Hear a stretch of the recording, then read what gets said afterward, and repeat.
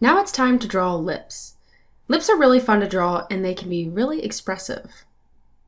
Here we have 3 different mouths, but we can see that the basic shapes are the same. They are just variations on the same smooth, arcing shape. So keep those basic shapes in mind as you get into drawing more complex mouths. The shapes are still there, just with a couple indentations and additions. Similar to drawing a nose, drawing a simple mouth breaks down into just a few steps. A simple smile starts with 2 tiny triangles, lightly connected with a line. Then another line at the bottom that angles upward on both sides to connect to the triangles. Then you can draw the fullness of the bottom lip and blend it with a stump. I'll also drag my stump across the top lip, which is quite skinny in comparison, since that lip really pulls in a smile. Now I just define a little bit more where the canine teeth would be, and around the lips as well. Now I'm drawing 2 squished circles like this. I connect them with a line and go right into the plumpness of the lips by adding a sketchy tone. Then I quickly smooth it out with my stump. Now I darken these rice-like shapes and I add a rounded line in the middle. I decide these lips will have a defined Cupid's bow, so I add this little dip. Now I'm just darkening up the top lip and again blending it in. My kneaded eraser is super helpful for cleaning up the edges. And now I'm just coming back in with my pencils to refine those edges even more.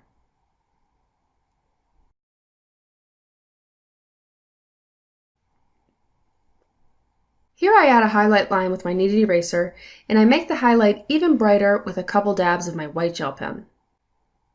Now for this mouth, I begin with a small curved diamond shape. Then I draw 2 thick lines like this, and then connect it all.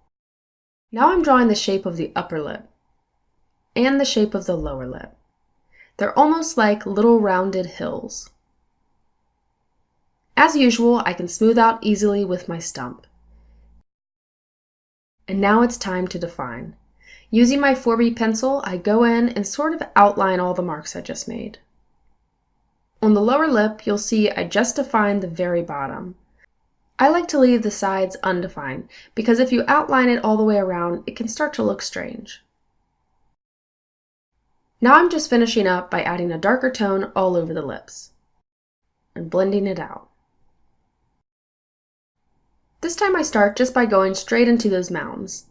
As you work, you'll begin to form a process that works most efficiently for you. It may be to start with lines, or you may like to jump immediately into shapes of value. This is up for you to decide. You can reach the same endpoint with a variety of different approaches, so explore each process until you find the right fit. So for this character, I'm just going right in with the most basic of basic lip shapes, a simple rounded form, and I'm just going in and blending that. Now with my 4B, I draw those 2 dark round shapes at the corners of the mouth. And then I'm putting a thick line right at the center. Notice how I really don't connect it all the way with a line here. Now with my 3H, I'm going in and I'm defining her upper lip at the Cupid's bow.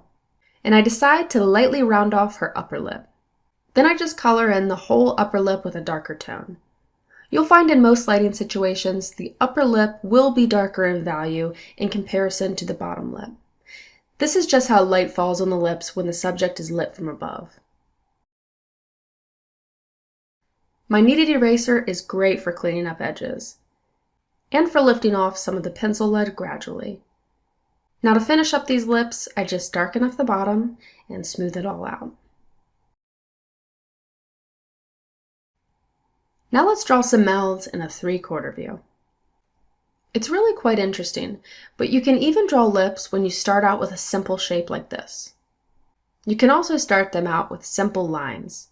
As you work, you'll start to get comfortable with both methods. I'm going to start by showing you a simple smile. I draw 2 little triangle shapes, and I connect them at the tops with a line. Then I come down at a slight angle, and then with a rounded touch, thinking about the curve of the teeth, bring that back to the other triangle. Now I sort of mimic that curve to make the form of the bottom lip. And I add a tiny triangle to make the suggestion of a canine tooth. I just like to hint at the teeth. I found that if you draw every line between the teeth, it can start to look strange really quickly. So I just hint at the teeth in this way. Now I've added a value to the lips, and I'm just blending it with a stump. Now it's time to define. I use my 4B pencil to redefine and darken those triangles at the corners of the mouth, and then I pick a couple other areas to define as well.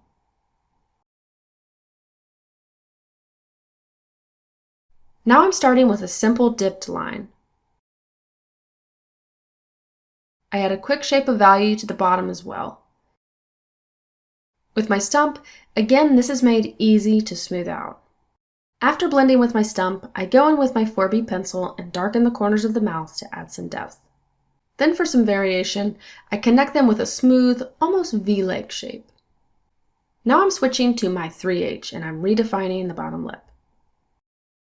Now with the top lip, I'll also give that little V-dip at the Cupid's bow. Experiment with drawing lips. There are so many fun little variations. The process is basically the same, but like with the other features, you can get really interesting characteristics when you vary the shapes, even just a little bit. This will give your character individuality from your other characters. With my kneaded eraser now, I'm just lifting off some of the lead to give the lip a lighter value. For dramatic highlights though, grab your white gel pen. With a couple dabs, you can give the lips a glossy look. Now I'm going to draw the lips slightly parted. First I draw a little squished oval. I go up a little and color it in, and then draw another squished oval. Then I connect the two with a line like this. And now I just connect the bottom with the most subtle of V shapes. No need to overcomplicate this. You'll get the hang of these different lines with some practice.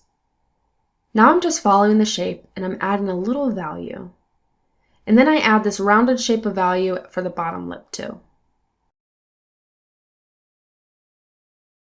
With the stump, I can easily blend this out to make it smooth. My pencil works to discover the shape, and then my stump always comes in and saves the day. Now I'm just darkening and defining with my 4B pencil. This brings the drama back to all the fuzziness. Then from there, I proceed with the usual steps.